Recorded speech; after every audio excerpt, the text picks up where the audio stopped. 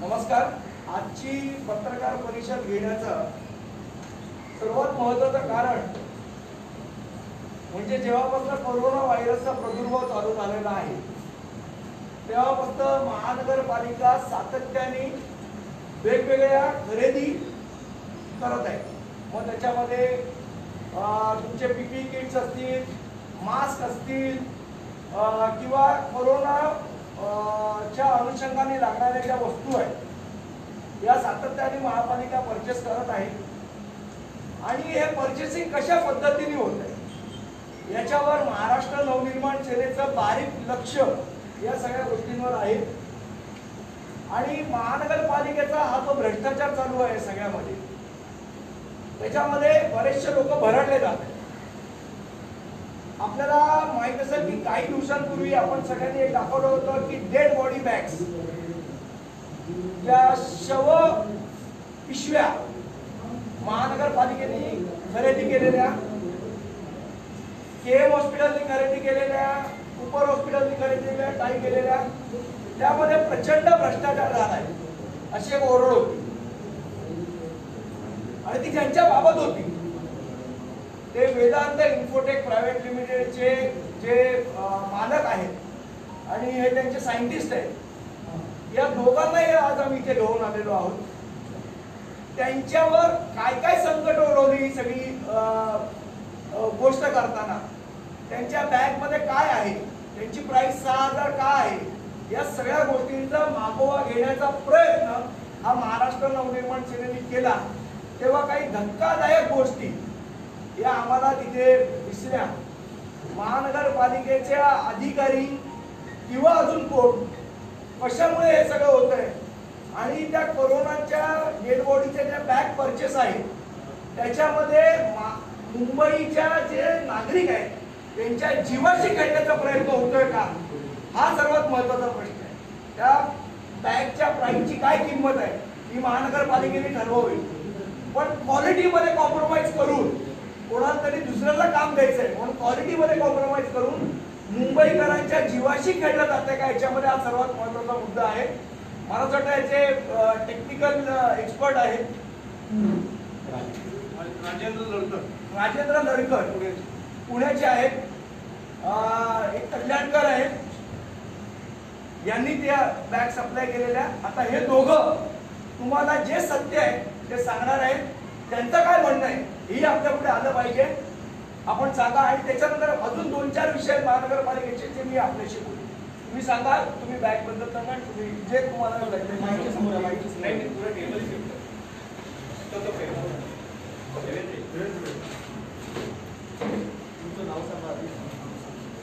नमस्कार, मी राजेंद्र लडकर. गेले 10 वर्षापासून आम्ही आपत्ती व्यवस्थापन क्षेत्रामध्ये काम करतोय.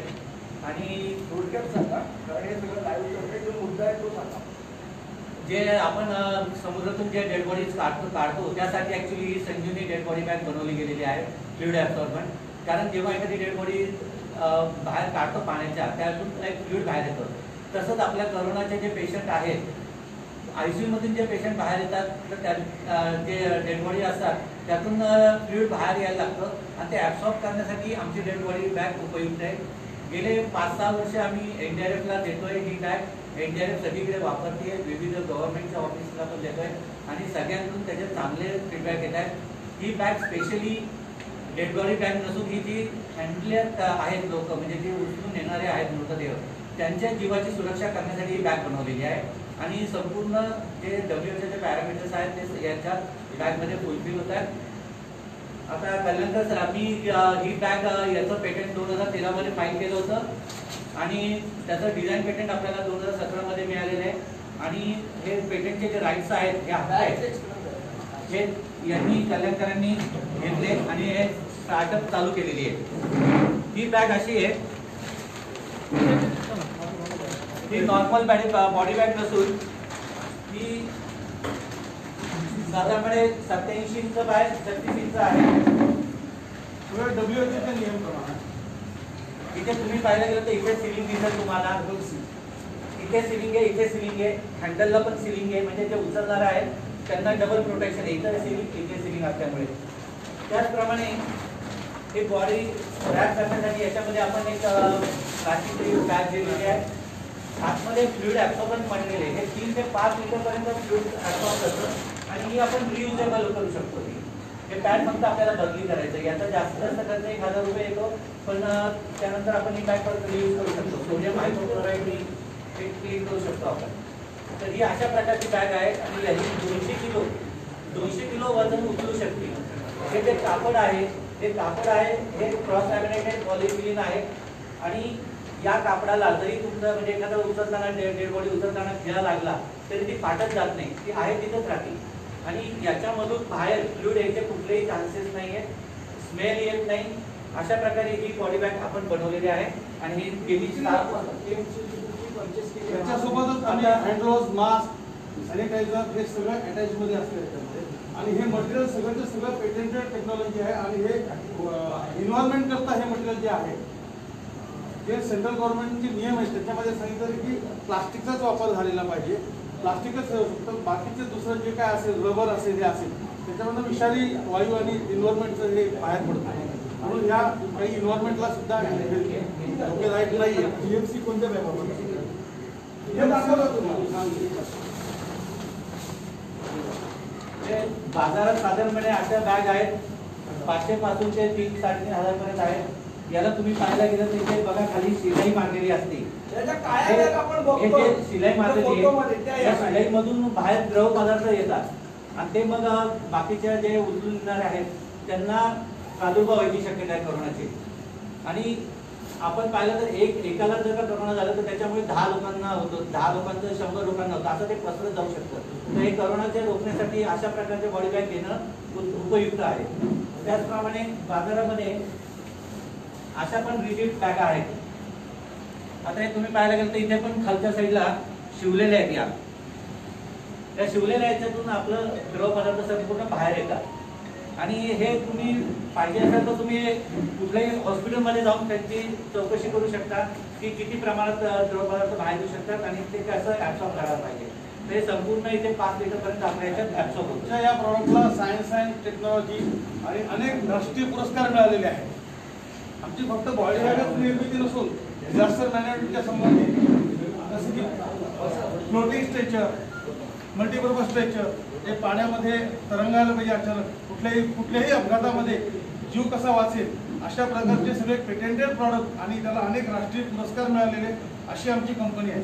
परंतु ओरड अशी झाली की ही कंपनी औरंगाबादची आहे, यांना अनुभव नाही आहे, काही आहे, ही ह्या क्षेत्रातलीच नाही आहे असा एक अपप्रचार करण्यात आला.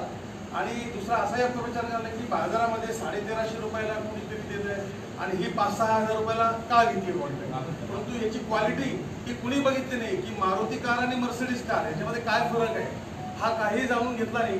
फक्त घरात बसल्या बसल्या आरोप लावले आणि आमच्या कंपनीची बदनामी करण्यात आली. एक मला फोन काय 9-10 तारखेला इथे आमचे सॅम्पल्स मागवले होते. सगळ्यात सुरुवातीला महानगरपालिकेने आमच्या वस्तू ज्या आहेत त्या जेम पोर्टलवर आहेत, केंद्र शासनाच्या जेम पोर्टलवर आहे. त्याला सिपेटचे आणि सगळ्याचे सगळे ISO सर्टिफिकेट सगळे आमच्याकडे आहेत, गुणवत्तेचे सगळे प्रमाणपत्र आमच्याकडे आहेत. त्यांनी बोलवलं त्यावेळेस आमचे जे रेट आहे त्याच्यावरचे ते 7,800 रुपये आहे. 7,800 रुपये रेट असताना ज्यावेळेस कॉल केलं तर महानगरपालिकेच्या अधिकाऱ्यांनी सांगितलं की हे खूप जास्त होतं, आम्हाला हे परवडणारे नाही येत. तर आम्ही लॉकडाऊनच्या एकदम सुरुवातीच्या परिस्थितीमध्ये काहीही मिळत नव्हतं बाहेर. अशा परिस्थितीत आमच्याकडे ज्या थोड्या बहुत तयार होत्या त्या आम्ही सप्लाय केल्यानंतर ते म्हणे आम्हाला जास्त क्वांटिटी लागणार आहे तर तुम्ही याचा थोडासा दर कमी करा. तरी आम्ही आमच्या पद्धतीने खूप दर कमी केले आणि 5,900 रुपये हा दर आम्ही केला. सुरुवातीला एक NGO आहे, स्माईल NGO, त्यांनी आम्हाला ऑर्डर त्यावेळेस रेट होता तो 6,000 समथिंग होता, नंतर 5,900 म्हणजे विदाउट GST. मग जशी क्वांटिटी वाढवली यांनी मग नंतर 500ची ऑर्डर, पुन्हा 500ची ऑर्डर. मग जसं क्वांटिटी वाढवली तर आम्ही तो दर कमी करत आहोत. त्यावेळेस 9 ते 10 जेव्हा असं समजायला लागलं की औरंगाबादच्या एका कंपनीला ऑर्डर देत आहे, मग 3दा टेंडर काढलं महानगरपालिकेनं. तिसऱ्या वेळेस 9 ते 10 लोक आले. 9 ते 10 लोक आल्यानंतर जे नॉर्म्स आहेत सेंट्रल गव्हर्नमेंटचे त्या नॉर्म्स प्रमाणे फक्त आमचीच बॉडी बॅग ही सिलेक्ट झाली. मग त्यामुळे आता आम्हाला काही माहित नाही, आम्ही औरंगाबादहून बाहेरून बिझनेस करतो, आम्हाला कॉल केलं गेला, आम्हाला कुणाची इथे ओळख नाही काही नाही. मग एक अनोळखी व्यक्ती मला महानगरपालिकेमध्ये भेटली आणि खूप फोन येत होते लोकांना कळल्यामुळे. तशी भेटली आणि सांगितलं की आपको एक फोन लावून दिला, आप वेदांत वाले हो, औरंगाबाद के हो? मी हो म्हणालो. आणि त्यांनी एक फोन लावून दिला CPDच्या तिथे बाजूला याच्याजवळ आणि मला बोलले मैं गुप्ता बात कर रहा हूँ और आपके बॉडी बैग यहाँ पर सप्लाई कर रहे हो.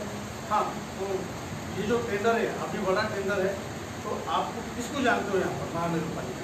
तो किसको नहीं जानते. हमें बुलाया गया है, हमारा जे पोर्टल के ऊपर है, नेशनल लेवल के उनसे बुलाया गया और हमारा सप्लाई कर दो. नहीं, आपको अगर आगे बिजनेस करना है तो कुछ तय करना पड़ेगा. नहीं, तय क्या करना है, हमने ऑलरेडी बहुत डिस्काउंट दिया है, हमने कम से कम 15-20% ऑलरेडी डिस्काउंट दिया है और हमें कोई दिक्कत भी नहीं है यहाँ पर, कोई दिक्कत भी नहीं. नहीं, आपको पता नहीं है, अगर आपको यहाँ पर महानगर पालिका के अगर आगे के टेंडर चाहिए, आगे का अगर सप्लाय करना है, मी म्हटलं आमचं गुणवत्ता आमच्यासारखं कोणी तोडीला जाऊ शकत नाही आहे, आमचं पूर्ण देशभर जाती आहे, त्यामुळे आम्हाला भीती नाही त्याची, आम्हाला मिळणार नाही मिळणार याच्याबद्दल आम्हाला खात्री आहे. म्हटलं आमचं क्वालिटी प्रॉडक्ट आहे, क्वालिटीमध्ये आम्ही कॉम्प्रोमाइज करणार नाही. पण तेवढे नाही, आपको क्या पता है, क्वालिटीबिलिटी सब चले जाता है, तर तुम्हाला आम्हाला काहीतरी ठरवावं लागेल 15% 20% काय. मी नकार दिला. फिर आप आगे बिजनेस नहीं कर सकते, आपको यहाँ पर आगे कोई बिजनेस नहीं मिलेगा, टेंडर नहीं मिलेगा असं सांगितलं. मी केलं नाही ते सोडून गेलं. सोडल्यानंतर मला दुसऱ्या दिवशी त्यांनी फोन नंबर काढून तो माणूस देऊन गेला, त्याच्या फोनवर लावून दिला, मला नंबर फोन केला नाही झाला. मग नंतर त्याने माझ्या मॅनेजरच्या फोनवर फोन केला, कदाचित मला पण केला असेल, खूप फोन येतात येत होते, परंतु त्याच्यावर माझ्या लेटरहेडवर 2-3 नंबर आहे, त्याच्यामुळे त्या मॅनेजरला फोन केला. मग मॅनेजरला विचारली माहिती, कहाँ सप्लाय करते हो, क्या करते हो, आपके मालिक कोण आहे, ते सगळं काढलं माहिती. आणि मग त्यांना काही नंबर दिला का नाही दिला माहिती आहे. मग तेव्हा मला फोन केला, मॅनेजरने सांगितलं की तुम्ही यांना फोन करा. तुम्ही त्याला जेव्हा तरी फोन केला, तो त्यानंतर सांगितलं की मुझे 50,000 बॉडी बैग चाहिए, हमारी NGO है. तुमने NGO है क्या है? नहीं, मुझे सप्लाई करना है, प्राइवेट हॉस्पिटल को देना है, यहाँ पर मुंबई में तो सप्लाई नहीं कर पा रहे हो, तो देना है. क्या रेट है, क्या है? मतलब आप अगर बिजनेस में हो तो अलग रहेगा, लेकिन यहाँ पर तो रेट विचारना है. आणि मोबाईल ठेवून दिला मग तेवढं. आणि पण त्यानं जे बोलला त्याचे सिम्पटम्स लगेच आम्हाला दिसायला लागले. 11 तारखेला त्यांनी मला फोन, माझं फोनवर बोलणं झालं, त्याच्यानंतर 11 तारखेला लगेच त्यानं ट्विट केलं आणि कुठला तरी 1350 रुपयाचं बिल हे केलं आणि सांगितलं की महापालिकेत घोटाळा, महापालिकेमध्ये अशी 1350ची बॅग आहे, ही 6000ला विकली जाते, औरंगाबादची वेदांत म्हणून एक कंपनी आहे, वगैरे वगैरे सगळे क्लिप्स त्याने सुरू.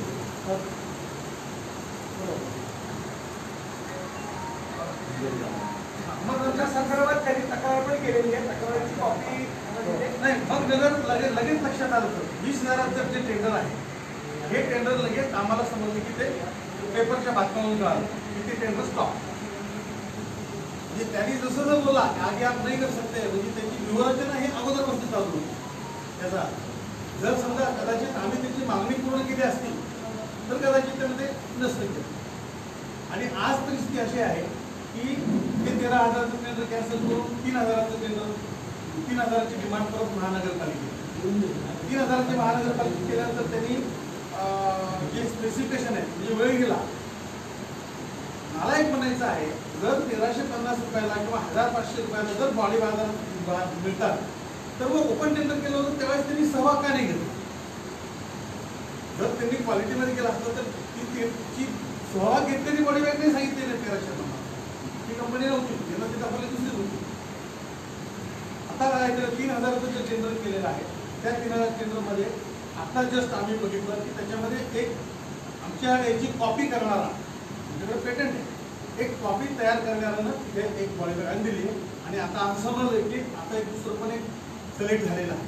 आता आम्ही त्याच्यावर ऑब्जेक्शन घेऊन पेटंट घ्यायला, पण ते गुणवत्तेला डावलून त्याच्यामध्ये जे बघितलेलं आहे ते काही प्लास्टिक नाही आहे, रबर आहे आणि त्याच्यामध्ये डबल सील जे पाहिजे, ज्या पाहिजे त्या नाही आहेत.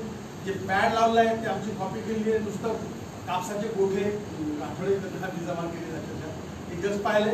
आम्ही आता पोलीस तक्रारीनंतर इथे CPD मध्ये सुद्धा जे डेप्युटी हे आहेत कमिशनर परचेसचे त्यांच्याकडे अर्ज आम्ही देऊन सांगितले आम्ही आमचं ऑब्जेक्शन नोंदवून आलेलो आहे. याच्यामध्ये महत्वाचा मुद्दा हा आहे की एखादा जर नवीन माणूस चांगल्या क्वालिटीचे वस्तू जर महानगरपालिकेला सप्लाय करतोय तर त्याच्यामध्ये खोडं घालण्याचं काम हे महानगरपालिकेमध्ये जे एस्टॅब्लिश कॉन्ट्रॅक्टर आहेत, जे वर्षानुवर्ष तिथले जे राजकीय व्यवस्था आहे त्यांना पोषण्याचं काम करतायत, त्यांना हाताशी धरून चांगल्या क्वालिटीच्या वस्तू नाकारून कमी क्वालिटीच्या वस्तू जास्त दरामध्ये विकत घेण्याचा घाट हा महानगरपालिकेमध्ये घातला जातोय. आणि महाराष्ट्र नवनिर्माण सेनेचा या गोष्टीला संपूर्णपणे विरोध आहे. लोकांच्या जीवाची कुठलाही खेळ होऊ देणं हे आम्ही मान्य करणार नाही. नंबर 1. आणि याच्यात अनेक सुरक्षता सध्या महानगरपालिकेमध्ये चालू आहे. हजारो कोटी रुपयाचं परचेसिंग अतिशय भ्रष्टाचार पद्धतीने महानगरपालिकेमध्ये चालू आहे. आपल्याला माहित असेल BKCचा जो डोम उभारला, ज्या रोमेलनी तो रोमेल इन्फ्रास्ट्रक्चर का काय बिल्डर्स रियालिटर्स त्यांनी जो डोम उभारला त्याच्यामध्ये पंखे लावलेले आणि ते भाड्याने लावलेले. 100 रुपये पर डेचं भाडं आहे. 90 दिवसाचं भाडं त्या रोमेलला ऍडव्हान्स मध्ये दिलेलं आहे. 90 दिवसाचे किती झाले हो पंख्याचे? 9,000 रुपये झाले. नवीन पंखा कितीला येतो? 1,500 2,000. बरं 9,000 रुपये देऊन पण महानगरपालिकेची मालकी नाही त्या पंख्यावर. आता त्या पंख्याचा एक विषय, कॉट आणि मॅट्रेस ज्या परचेस केलेल्या आहेत तिथे त्याचा पर दिवसाचा भाडा 100 ते 150 रुपये. त्याचाही 90 दिवसाचा भाडा ऍडव्हान्स दिलेला आहे. आणि ते जर महानगरपालिकेने विकत घेतलं असतं तर अर्ध्या किमतीत विकत मिळालं असतं. आणि हे सगळं करत असताना कुठलंही टेंडर महानगरपालिकेने काढलं नाही. कोरोना इमर्जन्सीच्या नावावर लोकांचे लाखो रुपये भ्रष्टाचारामध्ये अडकलेले आहेत. आणि या सगळ्यामध्ये जी लोक इन्व्हॉल्ड आहेत त्यांची महानगरपालिकेने सखोल चौकशी करावी. हिची कुठली पेंग्विन गँग आम्ही याला पेंग्विन गँग म्हणतोय. या पेंग्विन गँग ही याच्यामध्ये कार्यरत आहे. कुठल्या कॉन्ट्रॅक्टर आज 27 लोकांचं रजिस्ट्रेशन CPD मध्ये झालं, म्हणजे सेंट्रल परचेस डिपार्टमेंट मध्ये 27 लोकांचं रजिस्ट्रेशन झालेलं आहे मेडिकल इक्विपमेंट प्रोव्हाइड करण्यासाठी. त्या 27 लोकांना कुठला अनुभव आहे? कोण महापौरांच्या ओळखीचा, कोण वरुण सरदेसाईंच्या ओळखीचा, कोण अजून अंक्याच्या ओळखीचा. अशा लोकांना गोळा करून त्यांची लिस्ट बनवून त्यांच्याकडनं लाखो रुपयाचं परचेस हे विदाउट टेंडर केलं जात आहे. हे जे लोक आहेत ज्यांची लिस्ट बनलेली आहे यांचे पॉलिटिकल कनेक्ट शोधा. कोणाशी कनेक्टेड आहे ते. आता सगळं झूठ का झूठ आणि पाणी का पाणी तिथे सच का सच सामने येईल. दूध का दूध आणि पाणी का पाणी सामने येईल. मला असं वाटतं या सगळ्यावर आळा घालणं गरजेचं आहे. मला एक सांगा, इतके दिवस स्टँडिंग कमिटीची एकही बैठक होत नाही, एकही नगरसेवक आवाज उचलत नाही, थोबाड बंद ठेवून बसले सगळे नगरसेवक. का?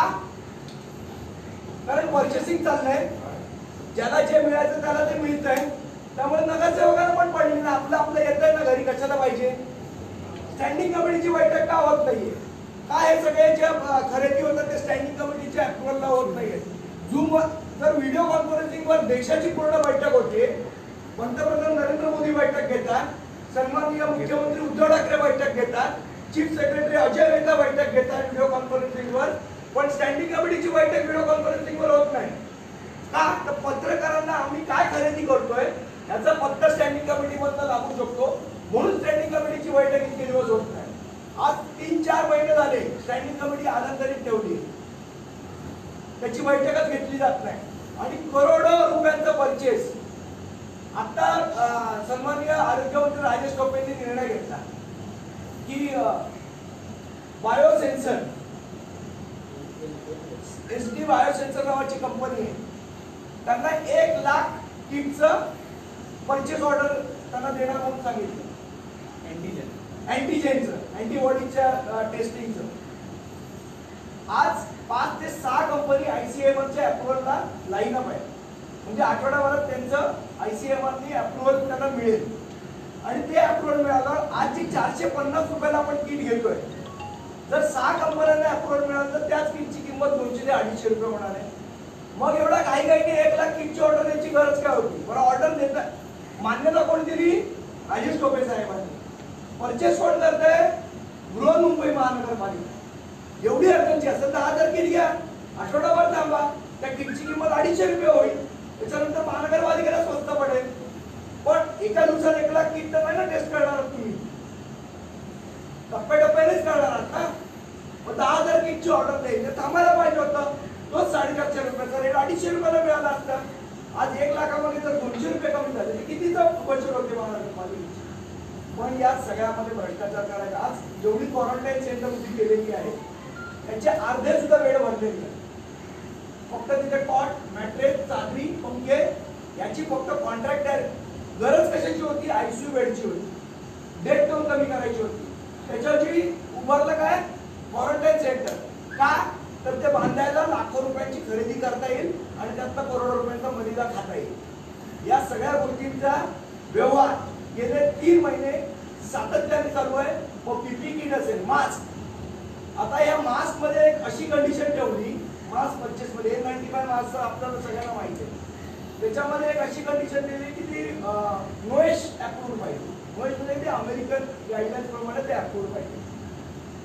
जेव्हा अशी एक कंडिशन टाकायची होती तर ती तुम्ही टेंडर मध्ये टाकायला पाहिजे होती.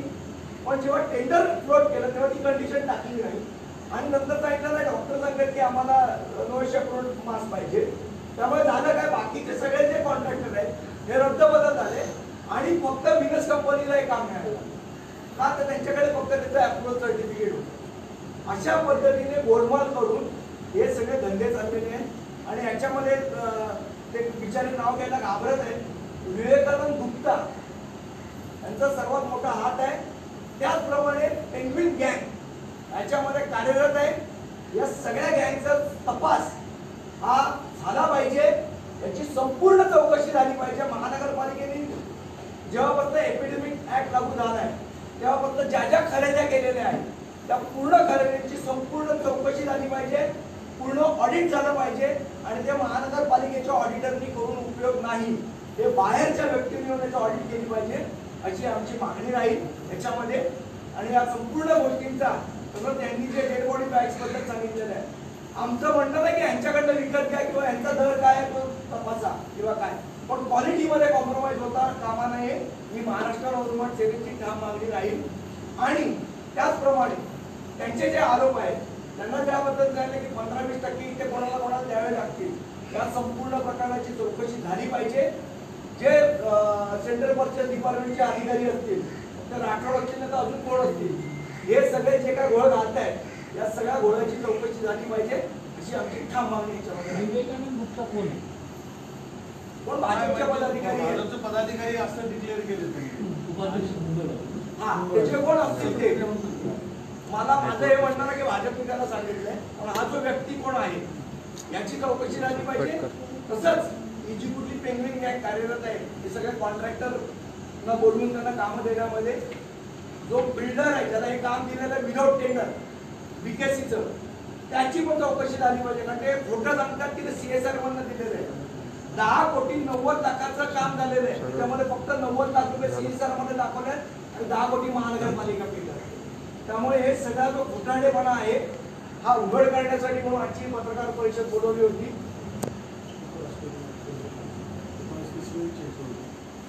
आणि जी बॅग्स आहेत त्याच्यामध्ये चांगल्या क्वालिटीच्या बॅग्स आहेत, त्याची स्पेसिफिकेशन चेंज झालेली आहे. कुठल्या तरी ठराविक कंत्राटदाराला काम मिळावं याच्यासाठी कोणतरी स्पेसिफिकेशन चेंज होणार असतील आणि लो क्वालिटीच्या बॅग आमचे लोक परचेस करणार असतील तर त्याला आमचा ठाम विरोध आहे.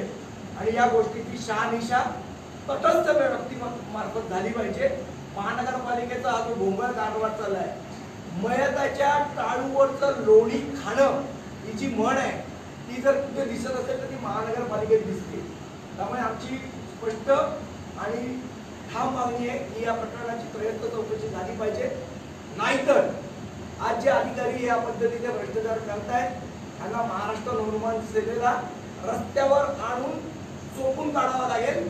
दुसरा आमच्याकडे पर्याय नाही. मग आम्हाला सांगू नका की आम्ही कायदा हातात घेतलाय. म्हणून आज ही वॉर्निंग दिलेली पत्रकार परिषद आम्ही घेतोय आणि याच्यावर सरकारने कारवाई करावी, महानगरपालिकेच्या अधिकाऱ्यांनी कारवाई करावी ही आमची मागणी आहे. मैत्याच्या काळवरचं लोणी जी पेंग्विन गँग खाते त्या पेंग्विन गँगमध्ये कुठल्या राजकीय पक्षाचे नेते आहेत? पेंग्विन कोणाचा आवडता पक्षी आहे त्याच पक्षाचे नेते. तुम्हाला प्रशासकीय अधिकाऱ्यांमार्फत कोणी थेट बोलणं झालेलं का? विवेकानंद गुप्ता वगळता प्रशासकीय अधिकारी किंवा अधिकाऱ्यांनी कोणी डिमांड काही केली नाही, काहीच नाही. त्यांनी निगोशिएशन केलं आमच्याशी. म्हणजे आयुक्तांनी कॅन्सल करताना तुम्हाला म्हणजे हे प्रेझेंटेशन विचारली की तुम्ही आपण चांगली, त्यांनी कॅन्सल करताना असं म्हटलं की ते प्राईस जास्त कारण क्वालिटी चांगली, पण बीएमसीने काही क्लॅरिफिकेशन तुम्हाला दिली होती कॅन्सल करण्याच्या अगोदर? काहीही दाखवलं, काही सांगितलं. आमचं म्हणणं आहे की प्रत्येकाला एक संधी दिली पाहिजे ना. समजा तुम्हाला तुमचं काय चुकत असेल काय असेल पण यांना मांडण्याची तर संधी द्या. कोणतरी काहीतरी आरोप करतंय त्याच्या स्वार्थापोटी म्हणून तुम्ही या गोष्टी करणार हे चुकीचं. आणि आपण कसा संधी दिली होती हो त्याचं म्हणणं मांडण्याची. हे तर आपले मराठी आहे. आणि महानगरपालिकेमध्ये आम्ही इतके वर्ष बघतोय एक पर्टिक्युलर गँग कॉन्ट्रॅक्टरची ही काम करते. आपल्यालाही सगळ्यांना माहिती आहे, ह्याच्या आधी उघड झाले. ही जी गँग आहे बाहेरच्या लोकांनी यायचं नाही, मराठी माणसांनी आतमध्ये महानगरपालिकेमध्ये यायचं नाही याच्यासाठी कार्यरत आहे. आणि त्या गँगला कोणाचा वर्ग असतंय सगळ्यांना माहिती आहे. हा खूप प्रयत्न झाला अगदी सुरुवातीपासून. माझी पहिली डिलिव्हरी दिल्यापासून पोलीस कंप्लेंट पण दिली. तुम्हाला किती टक्केवारी मागण्यात आली होती आणि तुम्ही ज्यांना नकार दिला त्यांनी तुमची कोणासोबत भेट होणार असं सांगितलं होतं का? नाही, अचानक तिथे सीपीडी मध्ये तो माणूस भेटला आणि त्याच्यानंतर मग त्यांनी फोन केला माझ्या मॅनेजरला. मग त्याच्यानंतर जसं त्यानं सांगितलं म्हणजे जी धमकी दिली त्या पद्धतीने बरोबर झालं की मैं आपको अपने काम हम आपको काम नहीं कर सकते. त्या पद्धतीने ते बरोबर अगदी ती स्टेप्स दिसत आता ते याचा बघा कुपर हॉस्पिटलला टेंडर काढलं बघा 200 बॉडी बॅगचा अर्जंट आणि 200 त्याच्यामध्ये सेंट्रल गव्हर्नमेंटचे नावच बदलून टाकले. कुठलेच नाव त्यांनी टेंडर काढलं असेल तर सेंट्रल गव्हर्नमेंटच्या नॉर्म्सप्रमाणे काढायला पाहिजे होतं. त्यांनी नॉर्म्सच महापालिकेने चेंज केले कारण यांना कॉन्ट्रॅक्ट आहे त्यांच्या स्वतःच्या कॉन्ट्रॅक्टर असतील. मला असं वाटतं ही जी पद्धत चालू आहे महानगरपालिकेमध्ये ही चुकीची आहे.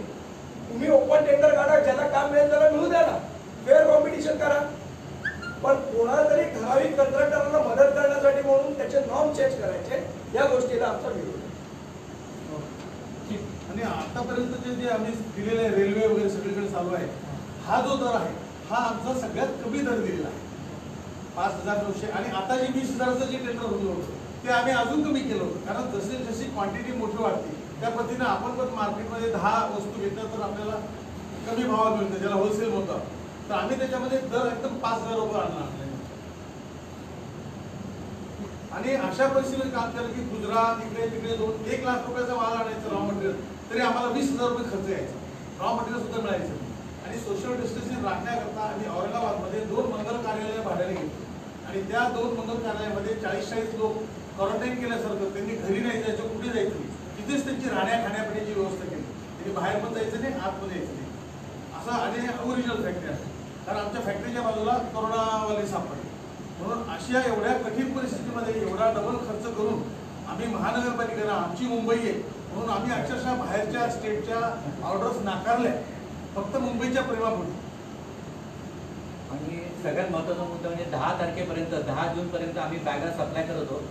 दर आठवड्याला 500 बॅग आमच्या चालल्या होत्या आणि त्यानंतर 11 जूनला जसं ते पेपरला हे आलेलं आहे त्यानंतर की आमचा म्हणजे मागणी थांबवली गेली कंप्लीट बॉडी बॅग परचेस करणं.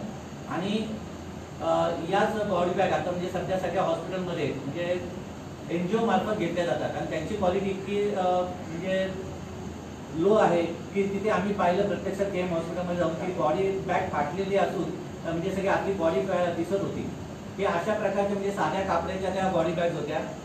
ही बॉडी बॅग आहे ही आपण पहिल्यांदा देशामध्ये पहिल्यांदा माळींमध्ये वापरली गेलेली ही आणि NDFने याचे ॲप्रिशिएशन लेटर पण दिलेलं आहे. आणि म्हणजे देशामध्ये पहिल्यांदा हा वापर झाल्यानंतर आपल्या देशामध्ये पहिल्यांदा बॉडी बॅगचा उपयोग माहिती पडला त्यानंतर मग बॉडी बॅगचा थोडा मागणी सुरू झाली. आज गेल्यामध्ये थप्पी पडलेली प्रेतांची आम्ही प्रत्यक्ष बघितलं. आम्ही शूट केलं होतं परंतु ते आमच्या हातातून काढून घेणं झालं बाहेर जाऊ दिला नाही म्हणून. कोल्ड रूम फुल आहे बाहेर पण प्रयत्न ठेवायला जागा नाही. आणि जर समजा ते जे वापरणारे लोक त्यांनी जर उद्या समजा आम्हाला हात लावायचे नाही, याच्यापासून करोना होतो असं जर त्यांच्या मनात आलं तर काय परिस्थिती निर्माण होईल याचा विचार करायला पाहिजे. आज 15 दिवस झाले बॉडी बॅग कोणत्या घेतात, ज्या ती आमची एकट्याचीच बॉडी बॅग सप्लाय म्हणजे सँक्शन झाली होती 9 पैकी मागच्या वेळेला. आज 15 दिवसामध्ये एक पण बॉडी बॅग कुठल्या येतात म्हणजे आज परिस्थिती या गोष्टीचा सरकारने विचार करण्याची सखोल चौकशी करावी याची जबाबदार